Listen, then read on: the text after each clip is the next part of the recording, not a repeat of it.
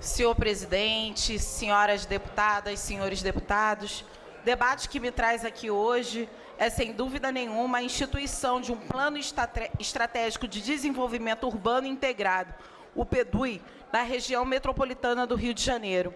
É importante a gente lembrar que, quando nós cobrávamos aqui o governo do Estado para que estabelecesse metas, transparências e um processo também de superação das desigualdades, da extrema pobreza no Estado do Rio de Janeiro, a gente teve, infelizmente, a inação, a inadequação de um governo que não mandava para essa casa algo que pudesse ser debatido estruturalmente para o desenvolvimento do Estado do Rio de Janeiro.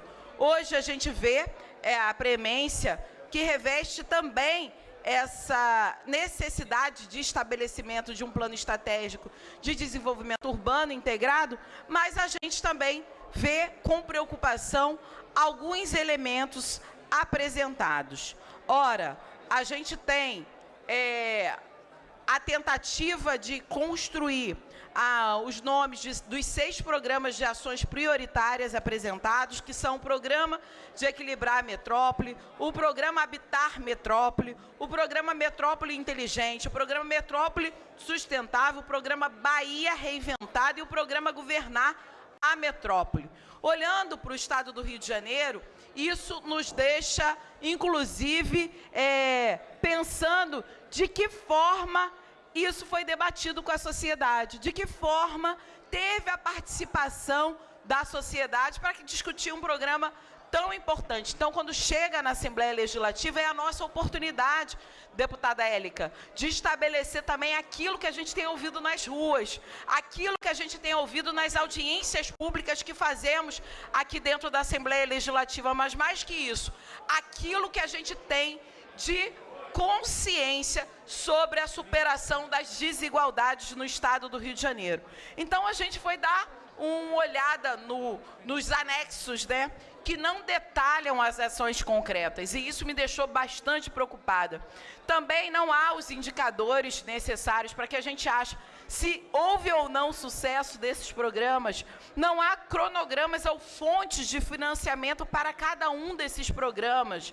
Essa ausência de detalhamento no anexo 1 do projeto de lei é um ponto de extrema fragilidade desse projeto, porque impede uma análise aprofundada das implicações do PEDUI e dificulta o controle social e até parlamentar com relação à implementação, com relação à regulamentação desse programa. Então, deixar aqui evidente que falta muita coisa ainda para que nos convença de que esse é o melhor plano para o Estado do Rio de Janeiro, porque não apresentou sequer indicadores e cronogramas e fontes de financiamento que nos dissesse assim, pronto, é o programa dos sonhos, é o que a gente vai implementar para o desenvolvimento do Estado do Rio de Janeiro.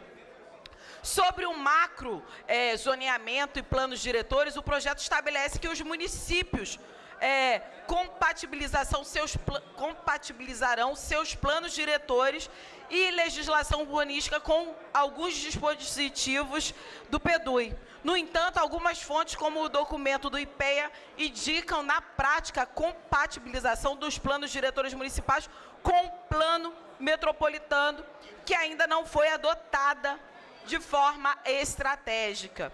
Isso sugere que, apesar da previsão legal, a efetividade dessa compatibilização pode ser um desafio, especialmente considerando as diferentes visões de desenvolvimento urbano entre os municípios. É crucial que o PL detalhe os mecanismos de apoio e fiscalização para garantir essa compatibilização e não apenas uma suposta obrigatoriedade. Então, não há detalhamento sobre os mecanismos específicos de fiscalização e controle, que vise o desenvolvimento sustentável, a ausência de mecanismos explícitos para mitigar esses impactos é uma grande preocupação. E as experiências de outras metrópoles, deputado Yuri, mostra que os planos urbanísticos sem salvaguardas adequadas podem inadvertidamente intensificar esses problemas. Então, a gente também quer questionar e questiona sobre as salvaguardas e instrumentos de política urbana que serão utilizados para proteger as populações de baixa renda e evitar a valorização excessiva dessas áreas em detrimento das moradias populares. E aí, nesse sentido, quero ouvir o deputado Yuri, que tem muito a falar com relação à cidade de Petrópolis, né, Yuri? Então, por favor, conceda uma parte. Muito obrigado, companheira deputada Renata Souza. Além de todos os pontos que a senhora coloca muito bem, é importante levar em conta que eu não estava aqui na Assembleia quando foi feito o debate da inclusão de Petrópolis na região metropolitana. É claro que se essa inclusão vem junto de políticas de serviços públicos e investimentos, sempre é valoroso. A questão é que esses investimentos não vieram. E esse plano consolida isso. Uma certa coadjuvância de Petrópolis nesse debate, que não recebe em transporte, que não recebe em mobilidade urbana, que não recebe em infraestrutura, que não recebe em obras, não recebe em desenvolvimento econômico. Esse lugar de agora está na região metropolitana. E eu podia citar outros municípios como Tanguá também, que é uma das cidades mais empobrecidas do nosso estado e que também não recebe essas benesses de ser da região metropolitana. Mas, para ser bem breve, eu queria pontuar algo que é urgente, porque eu já aprovei uma indicação legislativa de minha autoria e tramita também um projeto de lei de minha autoria, que pede a inclusão de Petrópolis no bilhete único intermunicipal. Petrópolis é uma espécie de hub para quem vem de Paraíba do Sul, de Areal, de Três Rios, de Teresópolis, de várias cidades da região Centro-Sul Fluminense e Serrana. E até hoje nós não temos o bilhete único intermunicipal e, pelo contrário, a própria solução e diagnóstico, que são parte desse documento que a gente está discutindo aqui hoje, apontam que a tarifa intermunicipal de Petrópolis é uma das mais caras do estado, se você for levar em conta o pouco trajeto que a gente passa, seja pela Serra Velha da Estrela, caindo ali em Magé, ou pela BR-040, caindo em Caxias. Ou seja, não dá para apresentar planos e planos e planos desconexos com outros planos e mapas, sem incluir os municípios de fato no mapa da política pública e do serviço. Então, reforço aqui, presidente, Vossa Excelência, que tem muito carinho pela minha cidade, que a gente possa incluir Petrópolis no bilhete único intermunicipal. Já aprovei a indicação, tem projeto tramitando e isso é para ontem. Muitos petropolitanos estudam e trabalham na capital e nas cidades aqui da Baixada e é muito importante para nós que esse custo diminua. Muito obrigado, minha querida companheira. Muito obrigada, deputada Yuri. Excelente intervenção. Falar de Petrópolis, uma cidade tão importante da região serrana, e ver que colocam sem diálogo com a população de Petrópolis. Incluem, mas excluindo, né? Porque se você não tem um debate concreto, você não está incluso de maneira concreta no processo de detalhamento. E é isso, a gente vê que esse plano fala de habitação, fala de metrópole inteligente, fala de metrópole sustentável, ou seja, meio ambiente é algo que é fundamental, ainda mais nas emergências climáticas e no colapso climático que a gente está vivendo. Fala de Baía de Guanabara, fala daquilo que a gente tem como algo central no estado do Rio de Janeiro e na região metropolitana. E fala de governar a metrópole, tudo que o governador do estado não fez. Então, é impressionante como a gente vê várias tentativas aqui de desenhar algo, mas que não há transparência e participação social. É por isso que a nossa bancada, nosso líder da bancada, Yuri, está percorrendo também o debate conosco de apresentação de emendas, que vão exatamente nesse sentido. Transparência e participação popular e social. Seja em audiências públicas obrigatórias, seja a criação de conselhos consultivos com representação da sociedade civil e movimentos sociais, seja com a disponibilização de informação de forma acessível. Essa transparência é central.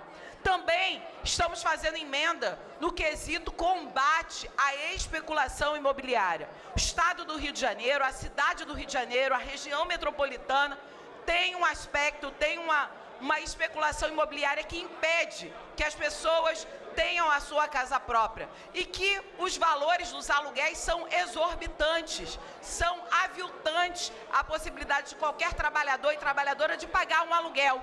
Por isso a gente está falando com relação à especulação imobiliária e à gentrificação, porque tem muitas áreas, como Porto Maravilha, deputado Yuri, e nós estamos com o MTST discutindo o o povo maravilha, que é justamente garantir que haja habitação popular no porto, onde há uma grande especulação imobiliária, onde qualquer pessoa que passa pelo porto maravilha vê aqueles prédios gigantes, mas a gente não vê o incentivo de moradia popular e de especial interesse social. Por isso, é algo que a gente está trabalhando bastante com as emendas que nós apresentamos, para que tenhamos instrumentos de política urbana que garantam a moradia popular e as áreas valorizadas, a destinação de terras e imóveis públicos para a habitação de interesse social e também coibir práticas que expuseram as populações em vulnerabilidade social, mais ainda diante de uma cidade onde a especulação imobiliária manda e desmanda, inclusive em muitos governos e em muitas prefeituras. Transparência e fiscalização do financiamento. Mecanismo, de novo, de controle, de fiscalização públicos para a aplicação desses recursos, com relatórios detalhados e garantir a correta utilização do dinheiro público. Quando a gente fala de orçamento, a gente está falando de prioridade de um determinado governo. Se esse governo não impõe a transparência como algo central, a gente tem uma dificuldade da população, da sociedade civil, acessar e aonde está indo esse dinheiro, se não está indo ralo abaixo, como a gente viu com a venda da SEDAI no estado do Rio de Janeiro, a privatização da SEDAI, que até hoje a gente pergunta onde está esse dinheiro. Metas e indicadores com foco social e ambiental também é uma preocupação, porque a gente quer exigir, inclusive, que haja metas e indicadores de desempenhos que sejam evidentes, que sejam claros. E também a análise dos impactos socioambiental. Justamente, isso precisa ser um pré-requisito para a implementação de projetos e ações desse programa de desenvolvimento, para que as comunidades tradicionais, quilombolas, caiçaras, as comunidades também indígenas, áreas de proteção ambiental e as populações mais vulnerabilizadas sejam respeitadas em seus direitos constitucionais. Então, estamos aqui com um plano estratégico de desenvolvimento urbano integrado, mas que não se integrou com todo mundo, menos com a população, menos com o debate público. Então, fazemos não só essas críticas, mas colocaremos emendas que garantam a transparência e o acompanhamento detalhado dos recursos que vão financiar esse programa. Muito obrigada, senhor presidente. É essa a minha fala. Senhor presidente, que preside os trabalhos, deputado, professor Josemar, do meu partido, que orgulho de tê-lo, Vossa Excelência, como um parceiro aqui na Assembleia Legislativa. E hoje, dia 2 de setembro de 2025, faz parte da história do nosso país. Um dia que vai ser contado nos livros de história. Um ex-presidente da República, Jair Messias Bolsonaro, ocupa o banco dos réus no Supremo Tribunal Federal, acusado de chefiar uma organização criminosa armada que tentou o golpe de Estado, a abolição violenta da democracia, produzindo, inclusive, um dano qualificado aos bens da União, além da deteriorização do patrimônio público. Somadas as penas do ex-presidente Jair Bolsonaro, elas podem ultrapassar 40 anos de prisão. Esse é o retrato terrível de um país que deve e pode servir como exemplo ao não garantir a anistia para aqueles que depõem contra o Estado Democrático de Direito. E é por isso, nesse dia histórico, que eu quero falar sobre Jair Bolsonaro, um ex-militar, um ex-presidente e um futuro presidiário. É exatamente isso. Bolsonaro foi um militar brasileiro, um mau militar, que nos anos 80, lá atrás, respondeu a um processo penal militar por sua suposta participação em um plano terrorista. É isso mesmo, gente, terrorista, que pretendia explodir com bombas os quartéis do Exército e uma adutora da SEDAI. Essa mesmo que ele lutou para privatizar aqui no estado do Rio de Janeiro, no intuito de protestar contra os maus salários. Ele foi condenado por um conselho de justificação, mas foi absolvido no Superior Tribunal Militar. Mas a carreira no Exército se revelou insustentável, obviamente, quer seja pela sua conduta indisciplinada, ou também pela sua mentalidade autoritária, retrógrada, antidemocrática. E desde então, ele demonstrou concretamente o seu desprezo à democracia e às instituições democráticas. E aí, falando desse ex-militar, eu chego ao ex-presidente. Um ex-presidente da República que conduziu com o mesmo nível de desprezo pelos valores democráticos, inclusive à frente do Estado brasileiro durante a maior emergência sanitária da história mundial, que foi a pandemia da Covid-19. Bolsonaro fez uma gestão absurda dessa crise. Ele riu, ele imitou uma pessoa tendo falta de ar, ele falou que era mentira, que essas pessoas não morreram, ele inventou um monte de coisa, inclusive a lógica anti-vacina, que impediu e que ainda hoje a gente ainda tem o que representa esse atraso dos anti-vacina, que é exatamente a gente tendo doenças que foram extintas, justamente diante da vacinação brasileira, que sempre foi retrato no mundo inteiro, doenças como coqueluche, doenças que já tinham sido erradicadas no nosso país.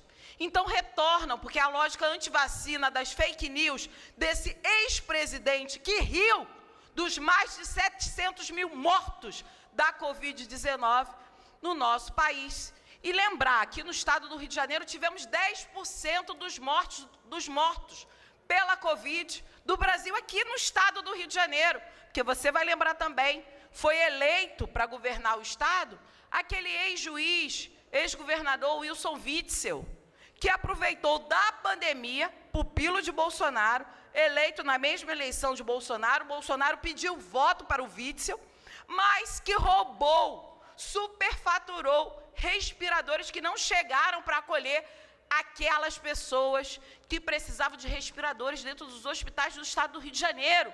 E é por isso que a gente amarga 10% dos mortos do Brasil pela Covid-19. Falando desse Bolsonaro que instigou abertamente seus apoiadores contra as instituições brasileiras e democráticas, atacando a credibilidade no processo eleitoral, o Supremo Tribunal Federal divulgou toda a mentira, toda a fake news, tentando, inclusive, seduzir parcela da população e até as Forças Armadas para um movimento golpista, sob o argumento absurdo de que o exercício de um suposto poder moderador levando milhares de pessoas às portas dos quartéis, com pedidos de intervenção militar, procurando criar um ambiente propício para a ruptura democrática, como aconteceu no 8 de janeiro, que se constituiu nesse momento decisivo, mas que, diante das investigações que foram reveladas, tinha, inclusive, não só a tentativa de golpe do Estado brasileiro, mas tinha também a orquestração de um possível assassinato contra o presidente Luiz Inácio Lula da Silva e o seu vice Alckmin. Tinha também detalhes de ações contra ministros do Supremo Tribunal Federal. Ou seja, é óbvio que é uma organização criminosa. E aí agora quero falar do futuro presidiário Jair Bolsonaro. esse julgamento de uma organização criminosa, sob a ação penal 2668, que chega agora com uma fase decisiva junto à primeira turma do STF, é uma chance histórica do nosso país de se pacificar. É disso que se trata. Afinal de contas, uma oportunidade que a história nos concede, que é exatamente a de afirmar que ninguém está acima da lei, que ninguém está acima do Estado Democrático Brasileiro, que ninguém está acima da Constituição brasileira. E é nesse sentido que o 8 de janeiro se constitui como esse momento em que a gente deve olhar para a nossa história e dizer que não podemos compactuar com aqueles que atentam contra a democracia, com aqueles que subjugam, por exemplo, o seu voto, dizendo que as eleições foram fraudadas. Ora, se as eleições foram fraudadas, eles foram eleitos lá atrás como? E como seus pupilos foram reeleitos agora ou foram eleitos novamente para as casas legislativas, se a eleição é fraudada? É uma questão que a gente precisa perguntar. Agora, a gente precisa perguntar também, aqueles que defendem o Bolsonaro, que queria destituir o Estado Democrático Brasileiro e queria impor uma ditadura no Estado brasileiro, essas casas legislativas fechariam. Ou seja, não poderiam ser deputados, não poderiam ser vereadores, senadores, presidentes da República. É disso que se trata. E aí, voltando ao nosso futuro presidiário, é lembrar que esse mesmo ex-presidente, ex-militar, tem um filho seu nos Estados Unidos, lá no pé de ouvido do Trump, presidente dos Estados Unidos, incitando o tarifaço contra o Brasil. É isso mesmo. A família Bolsonaro incita o tarifaço contra o Brasil, podendo deixar várias pessoas desempregadas, podendo colocar várias empresas estratégicas do Estado brasileiro à míngua. É isso que faz aqueles que se dizem patriota, nacionalista, de meia tigela.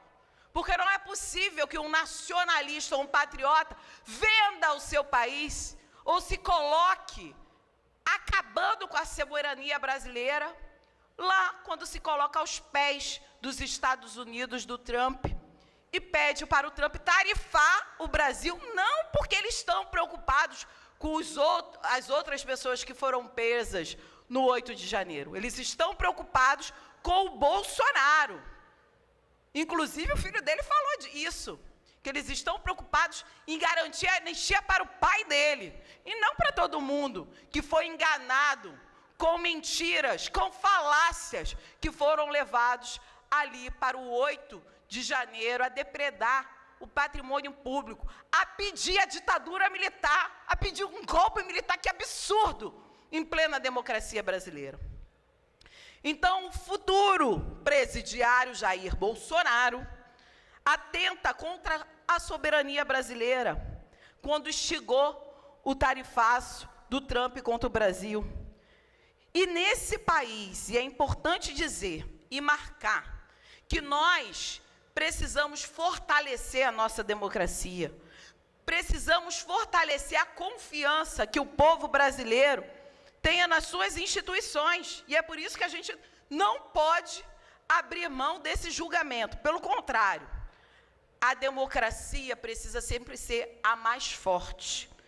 A qualquer tentativa de ruptura antidemocrática e autoritária, como tentou Bolsonaro e seus pupilos.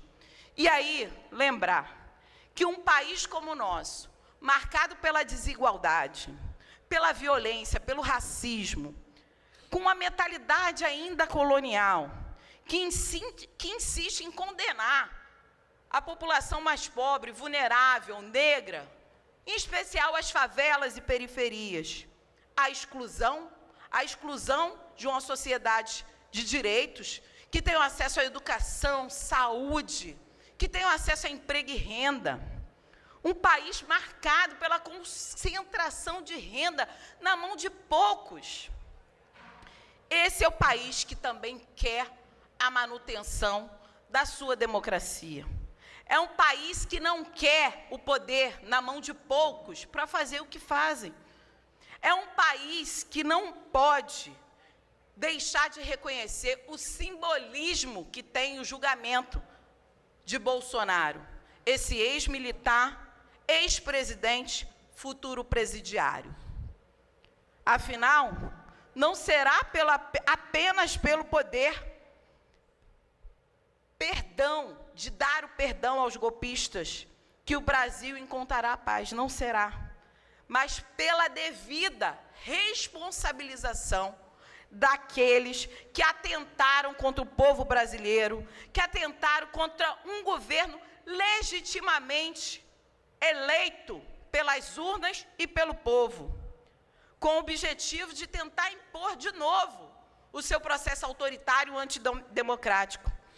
E também se comprometendo com a permanência das desigualdades sociais, que é disso que se trata também, o que impõe e o que impôs lá atrás o governo bolsonarista. O Rio de Janeiro viveu muito isso. Foi aqui que botaram e conseguiram vender a SEDAI com a faca no pescoço, com aquele tal de Paulo Guedes, ministro da ministro da Economia de Bolsonaro, que botou a faca no pescoço aqui do Rio de Janeiro. Aí o governo Cláudio Castro, enfim, todos os seus pupilos fizeram com que a SEDAI fosse privatizada. E o povo não viu esse dinheiro, pelo contrário. Ainda hoje perguntamos, cadê o dinheiro da SEDAI? Mas é por isso tudo que eu trouxe aqui esse exemplo de ex-militar, ex-presidente e futuro presidiário, que nós temos que dizer não à anistia a todos os golpistas. Viva a democracia, viva o povo brasileiro. Golpistas na prisão, sem anistia. Viva a democracia. Muito obrigada, senhor presidente.